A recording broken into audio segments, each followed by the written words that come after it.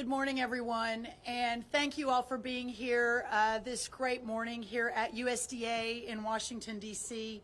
I especially want to thank my colleagues from the administration, Secretary Pete Hegseth, Attorney General Pam Bondi, Secretary Kristi Noem, Counselor to the President Peter Navarro, the incredible governors who joined us today from Arkansas and from Tennessee and from Nebraska, whom you'll hear from. Amazing members of Congress that are here with us. You'll get to hear from Senator Tuberville, Senator Marshall, and Congressman G.T. Thompson.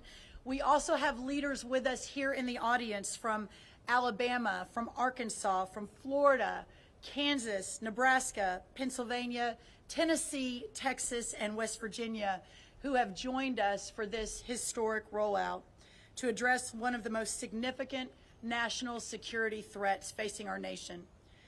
But first, I want to say that we gather together at a moment when the power of nature is rendered especially vivid to us. The floods in my native Texas, which have carried away so many lives, many of whom my family knew, has caused so much heartbreak and brought so many tears. It touches every one of us, not just those of us from the Lone Star State, but every American who cares about their neighbor, and especially every parent whose heart reposes not within themselves, but within their own children. It is not within our power to ease their pain, nor should those most devastating losses be erased or eased, but what we can do is grieve alongside them, and I know that's what we are all doing. And we can also join them in a sorrow that honors the joy of their children's and their family members' lives. It is not and has never been God's purpose that we suffer, but it is within His design that we rely upon His creation. We see that in extraordinary natural tragedy as over the last few days, but we also see it in the beneficial fruits of His creation, the bounty of the land, the yield of our farms, the produce and the product of our labor. That dependency upon His goodness is part of His purpose. And so as stewards of creation, we have an obligation to protect it. In protecting it, we protect ourselves, and that's why we're here today. Nowhere is this illuminated more vividly than in the stewardship and conservation of our American farmlands. We're here to talk about that today, and we're here to address one particular facet of that stewardship, responding to one particular type of threat.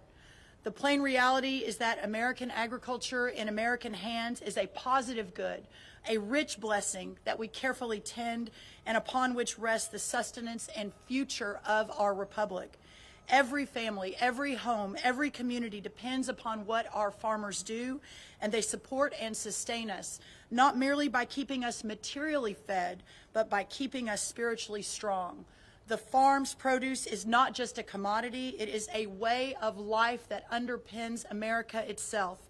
And that's exactly why it is under threat from criminals, from political adversaries, and from hostile regimes that understand our way of life as a profound and existential threat to themselves.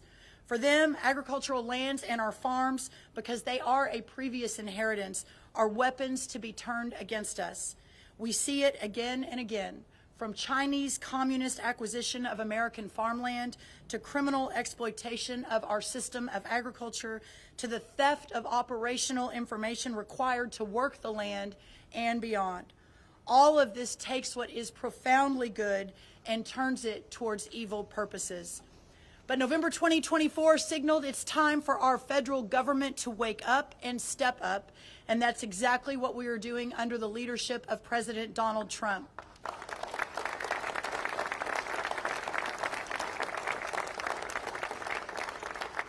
With this announcement today, we are taking this purpose and our American farmland back. American agriculture is not just about feeding our families, but about protecting our nation and standing up to foreign adversaries who are buying our farmland, stealing our research, and creating dangerous vulnerabilities in the very systems that sustain us. Reshoring and nearshoring our food and agriculture supply chain is essential for our nation's security. In coordination with the White House, the Departments of Treasury, Defense, Homeland Security and Justice, as well as state governors, state agriculture commissioners, local, tribal, and territorial governments. Today, we announced the USDA's National Farm Security Action Plan. This plan includes 7 key action items, and there's a lot of people here that I want you to hear from, so I'm not going to go one by one, but just very quickly. It's on our website. The press has gotten a preview of it, and we can ask some questions once we finish the main program. But very quickly, and perhaps the most important, the first of the 7, is securing and protecting American farmland ownership. Actively engaging at every level of government to take swift legislative and executive action to ban the purchase of American farmland by Chinese nationals and other foreign adversaries. Standing on the shoulders of great governors, 3 of whom are standing behind me, who have already been leading the way on this issue. And at the federal government level, working to do everything within our ability, including presidential authorities, to claw back what has already been purchased by China and other foreign adversaries. Additionally, working with the Treasury of the Secretary of the Treasury, along with our Defense Department, on memorandums to ensure that moving forward, there is a much more intentional look at who is buying what in this country and from where they are in the world.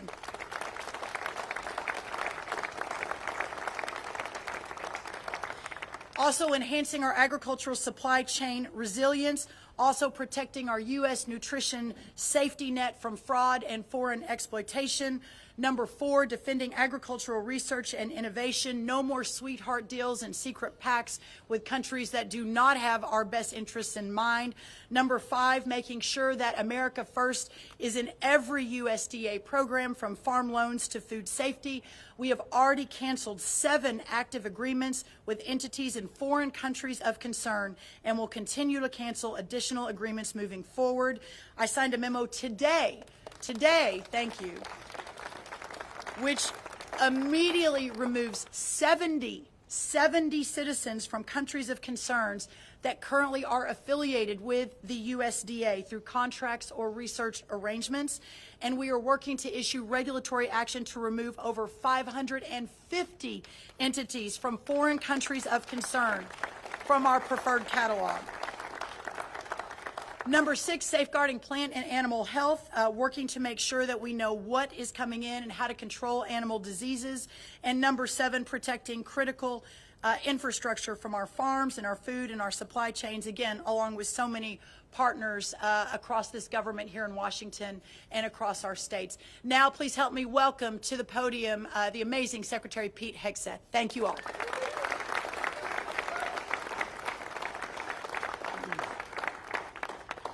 Well, Brooke, thank you so much for your incredible leadership on this issue. It's an honor to be here. It's a very important one. I think we're all here for 2 basic reasons. One, under President Trump's leadership, we're going to put America first. We have America, American land, American basing, American troops, American citizens. You have a Secretary of Homeland Security who cares about Homeland Security. You have an attorney, imagine that. You have an Attorney General that cares about justice. You have a Secretary of the Agriculture that cares about our farmland and our farmers. You have governors who've led the way, and senators and congressmen who now have reinforcements from an America First movement that it's about America First, but it's also just the application of common sense. As someone who's charged with leading the Defense Department, I want to know who owns the land around our bases and strategic bases, and getting an understanding of why foreign entities, foreign companies, foreign individuals might be buying up land around those bases. That's something I should be paying attention to on behalf of the American people, on behalf of my department, and on behalf of the President. It's common sense. And so food security, just like energy resilience, just like where we get our water, that's all national security, especially in a contingency. So we would be asleep at the wheel if we were not fully a party to an effort like this to ensure that our nation had the food supply it needs. But specifically, our troops have what they need on our bases, so that in those moments you can rely on us here in the United States to provide that security. So no longer can foreign adversaries assume we're not watching and we're not paying attention and we're not doing something about it, because we are. So, Brooke, thank you very much. Appreciate it. Please help me welcome to the podium to speak of the agro-terrorism threats our incredible Attorney General, Pam Bondi. Thank you all, and we know Texas is your home state. Secretary Rollins, our hearts go out to all those in Texas and the families, as well as in North Carolina, who are also experiencing those horrible floods. We're so happy to be here today to protect our farmers, our ranchers, and our ag community. Under President Trump, we are proudly putting our farmers first again. Thank you to our Congress, our governors, all of the great people who have gathered here today. My job is to make America safe again, which includes protecting our farmers who feed our families. The Department of Justice will use every tool at our disposal to secure, defend, and protect our ag community from threats. Our Environmental and Natural Resources Division has successfully defended the Forest Service as it manages our forest. We're also defending mining critical and strategic minerals, which is very important to our nation's security. We're cracking down on pesticide trafficking. And we are doing this by closing the southern border, working hand in hand with our great Kristi Noem, where illegal and highly toxic chemicals from Mexico were smuggled into the U.S., and the Department of Justice is prioritizing the arrest of those illegal aliens doing it. Additionally, our National Security Division is actively monitoring foreign threats to American agriculture. Last month in Michigan, this is very frightening, we charged 2 Chinese nationals for attempting to smuggle potential agro-terrorism weapons into the United States. Both of them have ties to the CCP. Just days later, we arrested another Chinese citizen for sending packages of concealed biological materials into the United States. It's going to stop. FBI has opened over 100 bio-smuggling investigations in recent years. We will prosecute you. We will hold you accountable.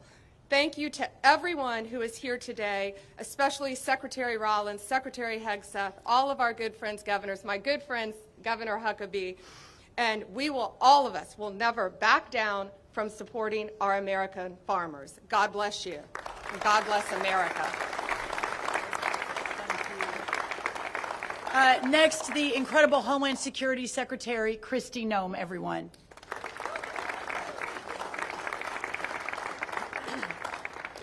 Well, good morning, and I am so blessed and pleased to be here with Brooke, who is a dear friend of mine, and our hearts and prayers still continue to go out with Texas, and I'll be back down there in a few days to spend more time with them and to help them continue to heal and with recovery efforts. The one thing I wanted to share with all of you today is that long before I had the honor of serving as President Trump's Homeland Security Secretary, I was a farmer. I was a rancher. In fact, I've worked on food policy for over 30 years. And I recognize that food policy is national security policy. A country who cannot feed itself, cannot take care of itself, and cannot provide for itself is not secure. And that we have to be able to feed ourselves to make sure that no other country ever controls us.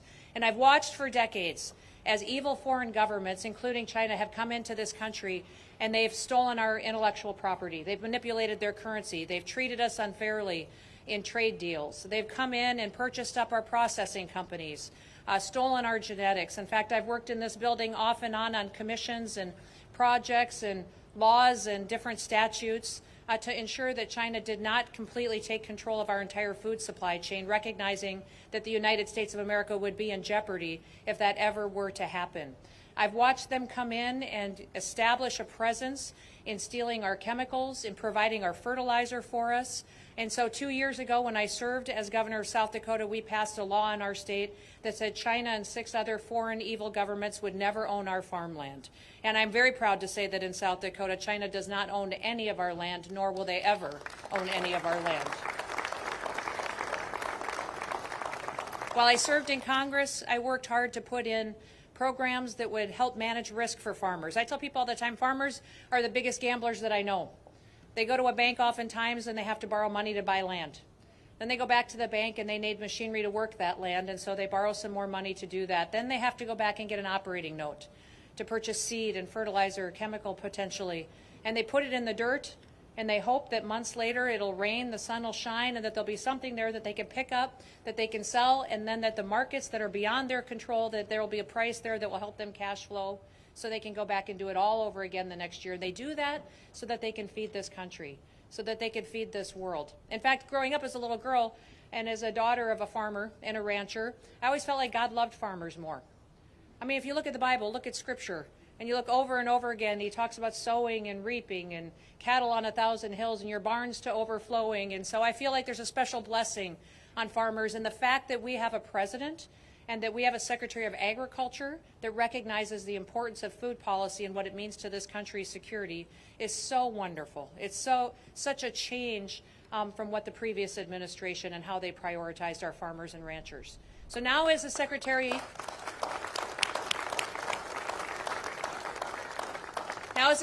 of Homeland Security, I have responsibilities when it comes to securing our homeland. But many of those responsibilities have to do with securing our critical infrastructure. We have the responsibility for 10 of our 16 critical infrastructures, which means our electrical grid, our water supply chain, how we protect and run this country, and what we do to make sure the people here are safe, but not just the people, the products and goods that come in and out of this country. Our Customs and Border Protection units are the ones that all of our goods come into this country and leave this country on, and their investigations and how they inspect our ag products are critically important to make sure that we aren't facing any kind of threats from what kind of products may come into this country or what kind of terrorist acts might happen from goods that other countries may wish to send to us that would harm our food supply. We will continue to make sure that we have the systems in place, the people in place, the experts in place, and the policies in place to make sure that this country always feeds itself, and that we always have the ability to grow our own food, and that we rely on no one else to feed the people of the United States of America, because it is a national security issue when a country cannot provide for itself. And we will never let any other country control our food supply or control our people, because we will always be the great United States of America. Thank you.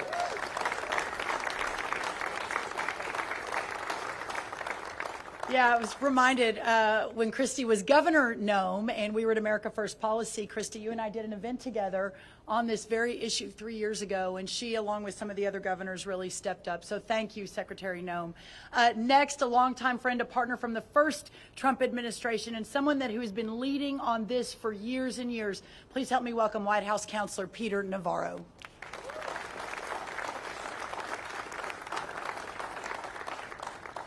What a beautiful day to be out here, and it's difficult, I think, for a lot of Americans to wrap their head around what we're talking about today. We're such a good and kind nation that has done so much for the rest of the world over so many decades, including fighting 2 world wars on behalf of the rest of the world.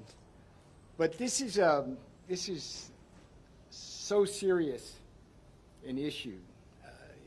The Art of War, a book, Sun Tzu, centuries old, says that the acme of warfare is to win without firing a shot. You fast forward to a book that was written by 2 high-ranking military officials in China called Unrestricted Warfare. And you understand that we are indeed in a new world where kinetic warfare is not the first choice of our rivals anymore. Rather, it is things like sending us seeds, or trying to steal our seeds, or trying to change the seeds.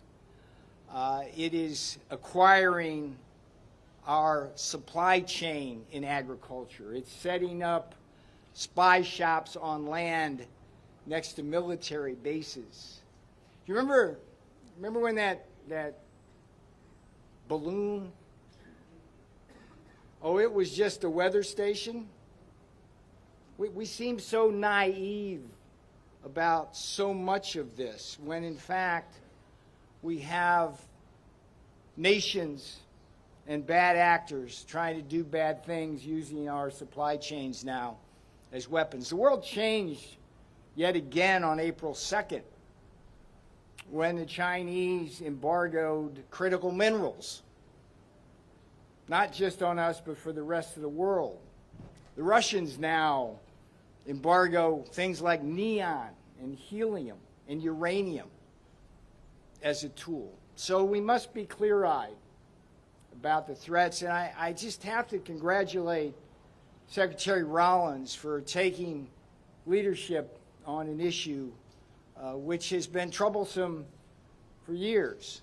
And we have governors here, like Kristi Noem in South Dakota, just leadership on that. She was doing that before anybody was paying attention. We're going to hear from Governor Huckabee. Arkansas has led the way on this issue at the state level, even as the federal government has been silent about it up to this point. The last thing is big things like Smithfield Foods. I don't know if you know this, but this one really troubled me when it happened. But the Chinese bought Smithfield Foods and basically control about 1/8 of the world's pork supply now. And we worry, we've had food inflation. We worry when things happen that can be part of that. And then the other key purchase which we allowed them to do is Syngenta. Well, what is that? It's a seed company. And in a world of ever-changing pests and things like that, and climate differences about where water is and things like that, seeds really can be the revolution that keeps the world fed. And China now owns a key part of that. So what Secretary Rollins is doing today, it's a historic day. She's putting down the marker that the United States is no longer going to tolerate the attacks on our agricultural system, not just the land, but the supply chain as well.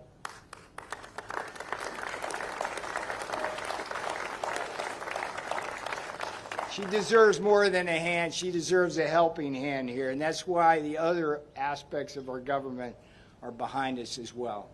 So I appreciate being here on this absolutely gorgeous day, and again, I commend the leadership of the people behind me. Thank you. Thank you, Peter. Again, no one more of a warrior than he on these issues and many others, so thank you. Next, also from the first Trump administration, now the governor of the great state of Arkansas, who another leader in this area. Please help me welcome Governor Sarah Huckabee Sanders.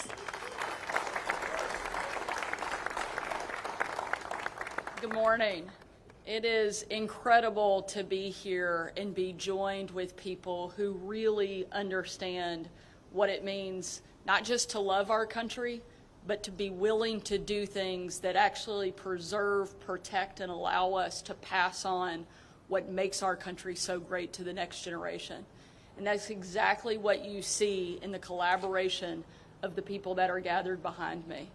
I'm so proud of the fact that Arkansas was the first state in the country to kick a Chinese-owned company off of our farmland and out of our state, and we made them pay for it, very Trump-esque.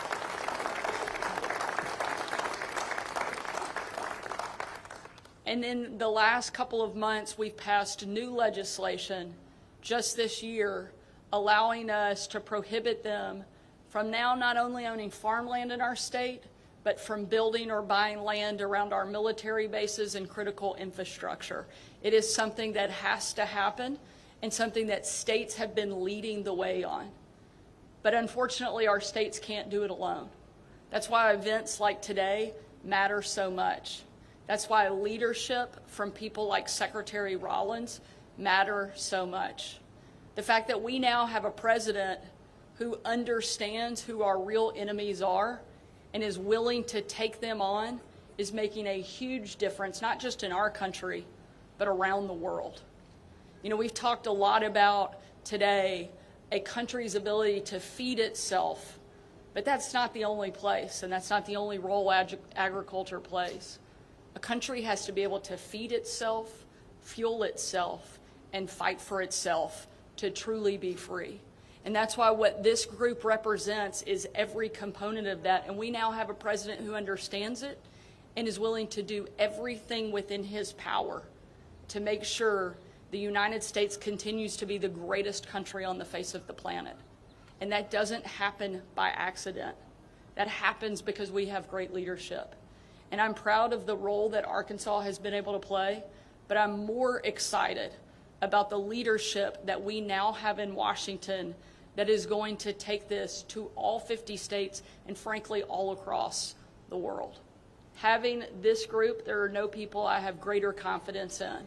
Secretary Hegseth, leading the greatest military on the face of the planet, and nobody better suited to do so. He's tough, and I'm pretty sure he could take every member of the cabinet in an arm wrestling competition, but he's not the only tough one up here. There's no chance that China has going up against my friends Pam Bondi, Kristi Noem, and Brooke Rollins. They are not only the toughest women in Washington, they're some of the toughest people in all of America. And this group of people, under the leadership of President Trump, is not only going to protect our great country, but they're going to make sure that we have the ability to pass it on to the next generation behind us. I'm so grateful for their leadership, so thankful I get to be part of an effort that is going to make sure that the freedom of our country is protected and preserved for every single American to enjoy. Thank you for letting us be here, and thank you, Brooke, for putting this amazing event and this great plan together to help our country. Thank you so much.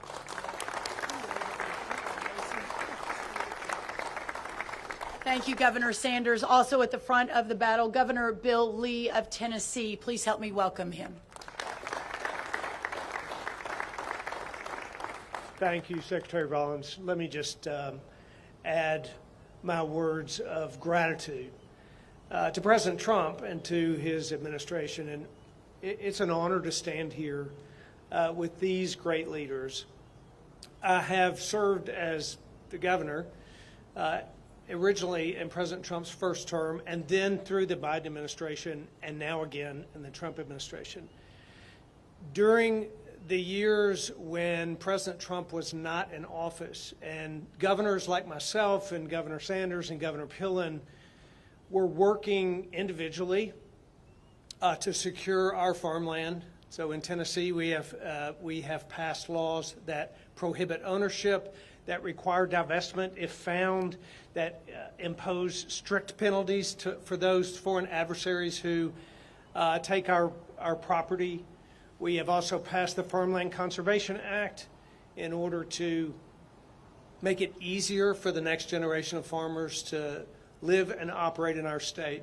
But that work was really hard in the previous Biden administration because we didn't have a partner who understood the threats and the challenges that we understand in Tennessee. So I'm so grateful for President Trump's leadership here, especially for Secretary Rollins' leadership, who she and I connected early on. My family is a multi-generational farming family as well.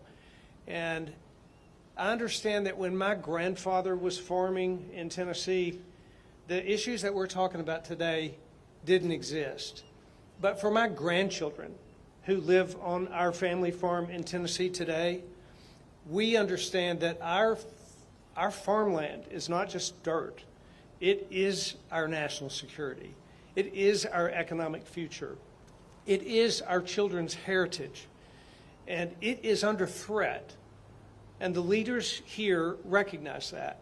And we've taken steps at the state level, but now, refreshingly, we have an administration and multiple cabinets who are coming together collaboratively with governors across the states and making sure that America's future is preserved for the next generations. Thank you.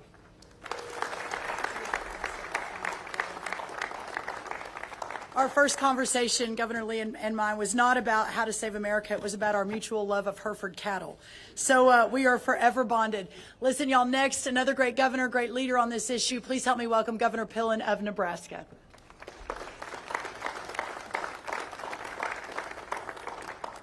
Well, good morning, and just an incredible shout out to everybody in the cabinet and Brooke and her incredible leadership, and a great thank you for President Trump assembling what I view as extraordinary leaders across all of the cabinet to absolutely make America great in a special, special place. This is very, very touching for me to have the opportunity to be here. I'm the 41st governor of Nebraska. I'm the first governor that's made my living from agriculture in 100 years. I have simply sat and looked in my career of over 40 years and saying, what on earth is going on with China? I believe this. I believe in family farm security. I believe in food security, and that equates to national security. Nebraska is doing its fair share. I believe we need to do more than our fair share. So our first year in 23, we were able to pass legislation that took all Chinese equipment off of all telecommunications across the state. That was the first step. Second step was making sure that no land is purchased by any foreign adversaries in the state of Nebraska. Third step is simply that we have direct conversations with companies that are from China. Peter Syngenta called me, wanted to come to the Capitol and have a meeting, and I said, I have no interest in having a meeting, have no interest in you being in Nebraska. My suggestion would be to leave. My suggestion would be to get a different job. I'm really, really proud to announce that Syngenta has sold their business in Nebraska to a family-owned genetic company from the United States. So we're really excited about that. I think that what is really, really important is I think back on 40 years of things that have gone on that has never made sense. It's really important that the leaders behind me, that we continue to have the courage and the wisdom to never back down and to stand up and protect our land and protect our families, because we all in agriculture risk. We talk about gambling, Christy. We all risk everything we have every single day to put food on the grocery stores. And then lastly, I'm really, really excited about Secretary Rollins and her understanding and work in terms of foreign animal disease, because that's another risk where adversaries could have a great impact. These are issues that are really, really important, and none of us can ever give up. It's a privilege to be here. Thank you.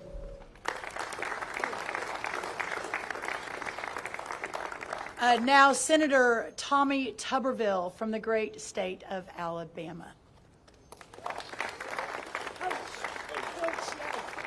Damn, she didn't call me coach.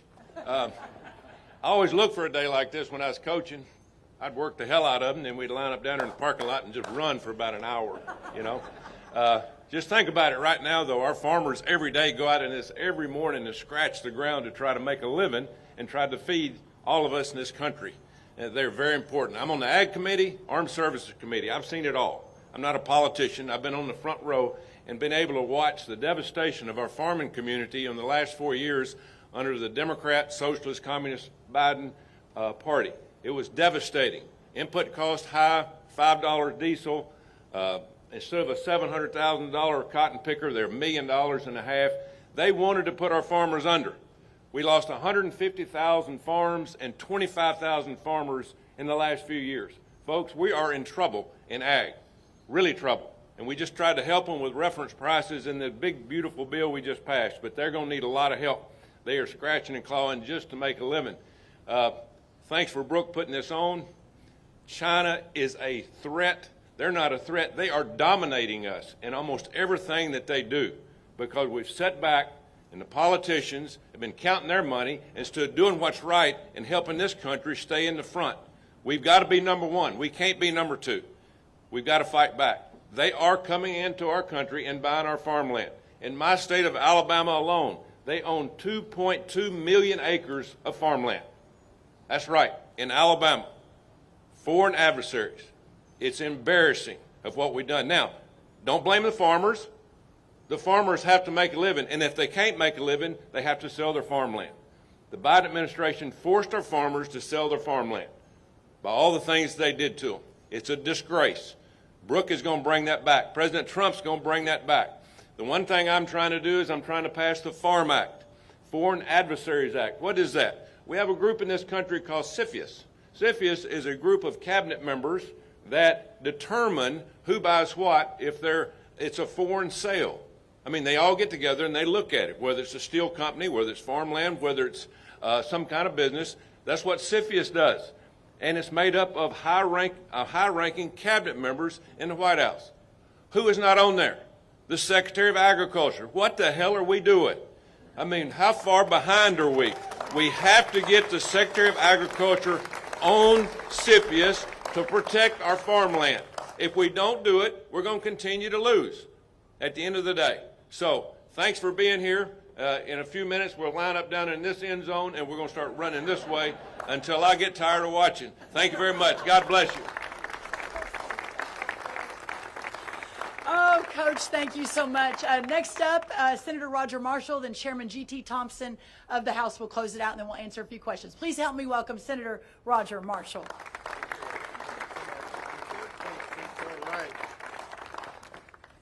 Well, good morning, everybody. America's abundant food supply is not guaranteed. It's a strategic asset we must fiercely protect. Farm and ranch security is national security, and I'm proud today to share how Kansas is at the heart of this mission. Today, we tell China to get the hell out of American agriculture. Today, China, here's your ticket. Do not pass go. Get the hell out of American agriculture. And the Trump administration is going to lead the way. Now, I want to start by just thanking Secretary Rollins, and maybe we can help you get some Angus cattle someday for your farm. But I do want to thank Secretary Rollins and President Trump and his administration for his unwavering commitment to our farmers, our ranchers, and rural America. The big reconciliation bill we just passed exemplifies this support. It strengthened the farm safety net, including increased reference prices. It makes key business tax deductions permanent and doubles the estate tax exemption up to $30 million for couples and streamlines the 45Z tax credit. Folks, 45Z is going to do more for agriculture than all the soybeans and sorghum we sold to China in the past 5 years. This bill empowers our agriculture communities and secures our family farms for generations to come. Now, as a fifth-generation farm kid, I learned how agriculture underpins our economic stability, our public health, our national defense, our geopolitical autonomy, and our rural way of life. It contributes $1.5 trillion to GDP and supports over 22 million jobs, yet we often take it for granted. Our farmers, our ranches, our food supply chains face grave threats, specifically bioterrorism, procurement disruptions, and foreign ownerships. A virus like COVID, which was made in a lab, could target our beef and dairy cattle industry next, or a fungus could devastate our wheat and our corn. Whether it's from nature or made in a laboratory by a foreign adversary, these risks demand vigilance. Let me share how Kansas is leading the fight. We're proud to host the Animal Health Corridor that stretches from Columbia, Missouri to Manhattan, Kansas, the Little Apple, to Lincoln, Nebraska, where cutting-edge research thrives. And why in the world we let scientists from foreign adversaries in those experiments and in those laboratories, I'll never know. And why we're doing research with American dollars in those foreign countries of threats, I'll never know either. I want to thank President Trump. In his first term, he welcomed USDA's Economic Research Service and National Institute of Food and Agriculture to Kansas City, which complements the National Bioagro Defense Facility in Manhattan. This synergy makes Kansas a global hub for agriculture innovation.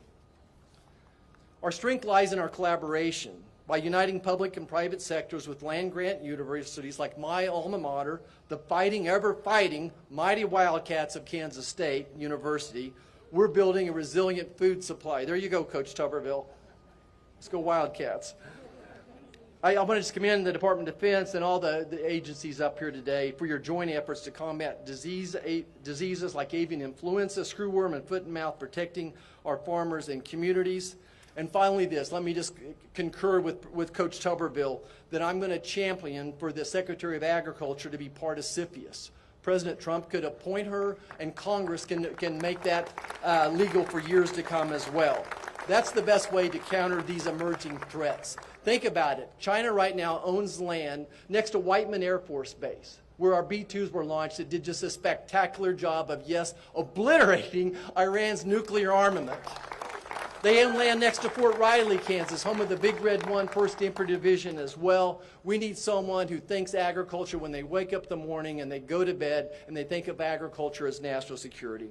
Again, we can't take our food supply for granted. Kansas is leading the way, but it takes a national resolve to protect our farms, to fortify our biosecurity, and keep America's food in Americans' hands. Thank you so much. God bless us. Have a great day. Thank you. Quick announcement, as of this afternoon, I will be officially a member of CFIUS, so that is happening. Yeah. It's an incredible team at USDA and our great Treasury Secretary, Scott Besson. Finally, from the amazing agriculture state of Pennsylvania and chair of the House Agriculture Committee, please help me welcome G.T. Thompson. Good morning, everybody. What a glorious day. A great day for making hay, and a great day for making history. For making history in terms of making sure that we are taking these next steps to secure both farm security and food security, which quite frankly is national security. As chairman of the House Agriculture Committee, I'm so appreciative to President Trump, to Secretaries Rollins, Hegseth, and Nome, as well as Attorney General Bondi for their recognition that food security is national security. In the Agriculture Committee's preparation for the Farm, Food, and National Security Act, we identified threats to food security impacting America's #1 and most essential industry, which is agriculture. Our farmers are on the front lines of food security, and that is essential to our national security. America's farm families are facing serious challenges, from foreign threats to our farmland and the theft of our intellectual property, to high energy costs driven by out-of-control inflation from the previous administration, market instability, poor SNAP integrity, crushing taxes, extreme weather, and an often unreliable workforce. All of these make life harder for America's farm, ranch, and forestry families, and jeopardizes our country's food security. I want to thank President Trump for using every tool at his disposal to make America's food supply safer. The One Big Beautiful Bill included a historic investment in our agriculture value chain, including provisions from the bipartisan Farm, Food, and National Security Act. The One Big Beautiful Bill includes investments to strengthen our livestock biosecurity from foreign animal disease, as well as delivers major tax relief, shields the next generation of farmers from the death tax, supports affordable energy policies that keep family farms running and food prices low. It includes historic integrity measures for the SNAP program and so much more. But there's still a lot of work left to be done. On behalf of the House Agriculture Committee, I look forward to partnering with Secretary Rollins and others across the administration on this important initiative. Farm and food security is national security. Thank you to President Trump and this dynamic cabinet team for your commitment and your leadership. God bless and thank you so much.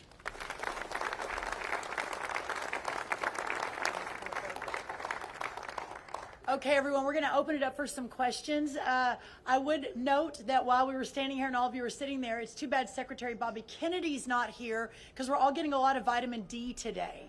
So we'll let him know. He'd be very proud. All right, we'll take some questions from the press. Okay. Thank you, Secretary Rollins. Mary Margaret with the Daily Wire. 2 questions, if that's okay. First of all, I'm seeing on this map that there's a lot of Chinese-owned farmland in California. Are you looking into the severity of that and what those consequences are? And then number 2, the president has expressed concerns about how mass deportations would affect the farm industry. Do you have concerns on this front? And are you hearing about some of these top conservatives saying that there's a push for amnesty for this workforce? Well, thank you for those questions. The first thing I'll say on California, and I'd love for anyone else to join me if they have thoughts on that, is this. That a lot of people said, well, look at the red states are the ones leading the way. The red states are the ones that are banning the Chinese-owned farmland, and this is true. But I have to believe that even the Democrat governors and even the blue states realize what a massive threat this is to national security and how important it is. So we plan to work with everyone, no matter which party, no matter which side of the aisle they're from, to ensure that the people of this country and our agriculture farmland is protected. The second question, I appreciate appreciate you bringing that up. There's been a lot of noise in the last few days and a lot of questions about where the president stands and his vision for farm labor. The first thing I'll say is the president has been unequivocal that there will be no amnesty, and I think that's very, very important. I and the rest of our cabinet certainly support that, effectuate that, and make sure that happens every single day. The second thing, to your question about mass deportations, the president and I have spoken about that once or twice, and he has always been of the mindset that at the end of the day, the promise to America to ensure that we have a 100% American workforce stands, but we must be strategic in how we are implementing the mass deportations so as not to compromise our food supply. Ultimately, the answer on this is automation, also some reform within the current governing structure, and then also when you think about there are 34 million able-bodied adults in our Medicaid program. There are plenty of workers in America, but we just have to make sure we're not compromising today, especially in the context of everything we're thinking about right now. So no amnesty under any circumstances. Mass deportations continue, but in a strategic and intentional way as we move our workforce toward more automation and toward a 100% American workforce. And ultimately, it's the wonderful members of Congress behind me who are taking this on the fixing the current immigration system. So thank you so much. Madam Secretary, thank you. First of all, condolences, thoughts, and prayers to all the folks back in Texas, near and dear to your heart. A couple quick thoughts. Congratulations on the success of getting at least partially, the death tax repealed in the BBB, because as we all know, it affects farmers disproportionately to a great extent. Congratulations on that. Also, egg prices today, just right now, hit $2.49 a dozen. A clear 55% below the failed Bidenomics egg price. And we all know it's not just about eggs, but it has become a metaphor for inflation. So congratulations, because food inflation is coming down. That's a testament to you. Thank you. The thought and the question follow-up is, what a great group you put together here. Wonderful, wonderful idea. Surprising it hasn't been done sooner. So the question is, has President Trump talked to you about this group, number one? And I guess equally as important, have the Chinese government, either officially or unofficially, reached out to you about this program? So the first thing I'll say, and I appreciate that so much. Who are you with? It's Eric Bowling. I'm with That's the right. Bowling Show. Eric, thank you. And with the Bowling Show, it's great to have you, and thank you for making your way.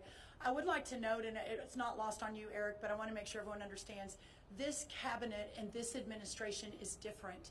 That in previous administrations, I don't know that you would ever see 4 cabinet secretaries, a counselor to the president, one of the most steadfast, loyal patriots who've stood beside him, Peter Navarro, ever come out together on a morning when 100-degree weather and talk about agriculture, farmland.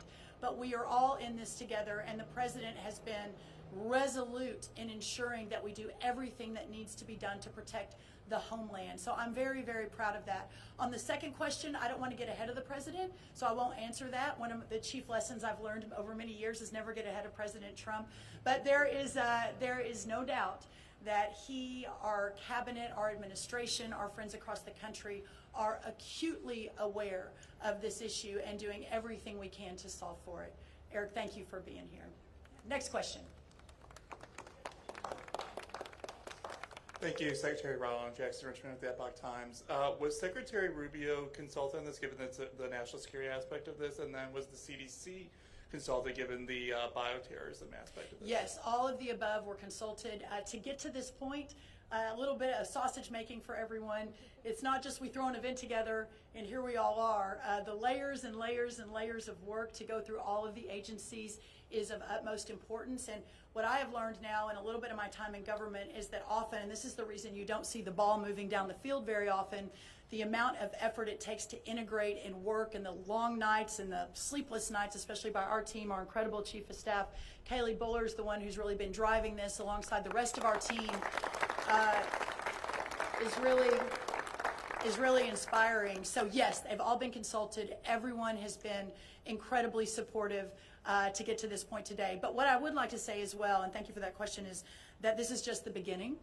Today is the first step to get us to this announcement as we begin this important work. You'll be hearing a lot from us on this over the next 4 years, and some real metrics in place that we're putting, like how do we measure our success? And I think that's what makes this administration different. So thank you for being here. Love the Epoch Times. And next question. Yes, Philip Rasher with AgriPulse. I wanted to have two questions. One following up on the immigration question. The president has continually said that he wants to give farmers some kind of temporary pass. Could you define what he means by a temporary pass? Does that mean ICE won't go onto farms for a certain period? What does he mean by that? The second question is, what are you going to do at USDA with regard to the remaining property owned by Syngenta and Smithfield Foods, which is a large portion of this Chinese-owned land? That's right. Well, the second question first, as we discussed earlier, and Mr. Navarro, again, and he and his team over at the White House, amongst many others, we are looking at every available option. There are multiples of options. You'll likely see an executive order on this very soon from the White House, and we'll be looking at multiple different authorities within the federal government to begin to claw that back. So that's what I'll say about that. Again, I think I answered the second question, where we are on farm labor, a little bit earlier, but what I will say is that Lori Chavez de Rimmer is our Secretary of Labor, and the H-2A visa program, all of the programs that inure to moving in seasonal ag workers are under Secretary Chavez de Rimmer. She has been working around the clock with her team. I think we'll probably hear a little bit more about this today, and the conversations will continue. But I can't underscore enough, there will be no amnesty. The mass deportations continue, but in a strategic way, and we move the workforce towards automation and 100% American participation, which again, with 34 million people, able-bodied adults on Medicaid, we should be able to do that fairly quickly. Thank you. One more question. Hi, thanks for doing this. Kate Goodell with the Washington Post. I'm wondering if you can perhaps spell out some of the specific threats that we're seeing with Chinese farmland at the moment. I also wanted to ask about the legislative efforts and what form the executive action might take and whether you have a timeline. Well, first on American farmland, and I'd love for Peter to add to this, and if anyone else would like to as well. When you look at the chart, which is behind our, by the way, our new Deputy Secretary Stephen Vaden started yesterday from the great state of Tennessee, Governor Lee. You can see on this chart the hundreds of thousands, and by the way, this is just China-owned. This is not other countries of concern owned, such as North Korea, Russia, Iran, and others. You can see that a lot of those, the red blocks, are actual military bases. And ultimately, when we're talking about national security, that is, I think, the number one concern, certainly of this administration, is what's happening there as we're looking at the threats that this country is facing. But specifically through agriculture is really, really important. Peter, I don't know if you want to add to that. And thanks for asking that question. If you look at the gradations of threat, that's the most obvious. I mean, how did we let that happen? How did we let that happen? And Siphius, Greek word, I think, for like doing nothing, right?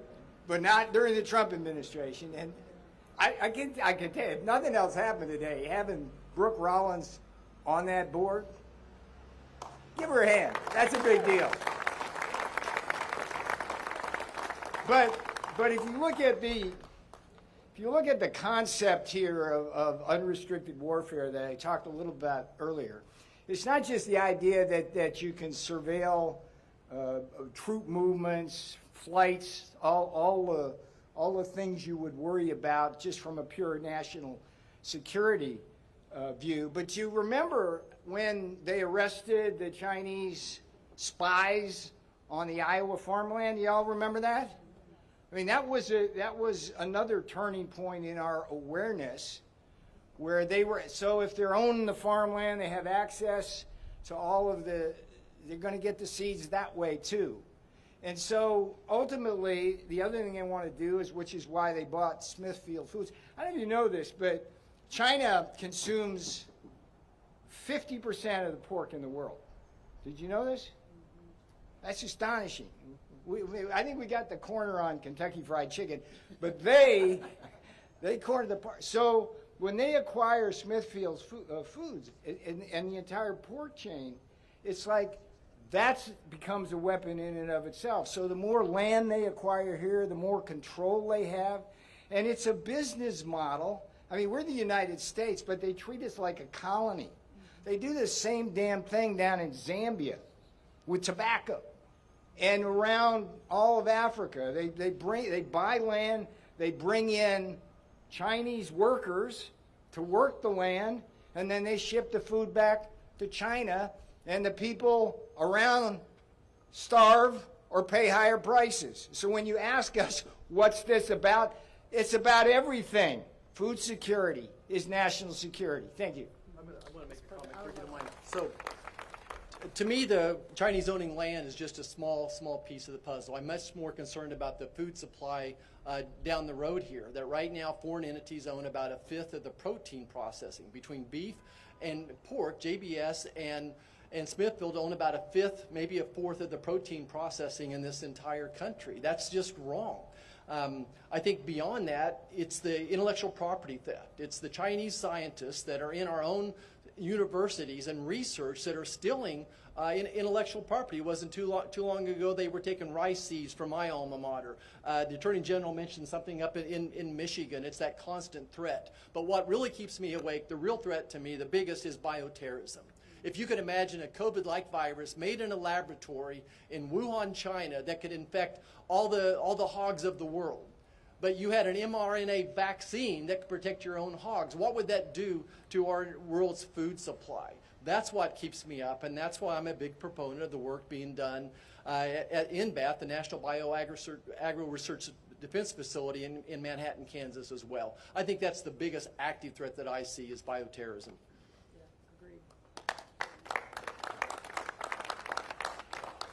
I think Senator Marshall really put a nice overview on the different threats. Really, you know, American agriculture, I think, is defined as science, technology, and innovation. And all those are amazing. It defines agriculture today, but it also leads the way for agriculture over the horizon for the future. But it can be very vulnerable if we don't protect that. And in the past, we haven't provided protections for that. The science, the technology, the innovation that comes out of this great country, out of this essential industry. And I think the fact that today we're declaring that food security is national security, farm security is a part of that. I think this is a great milestone of making sure that we're protecting all of that for the future. America needs, we always want America to be in the lead no matter what we're talking about.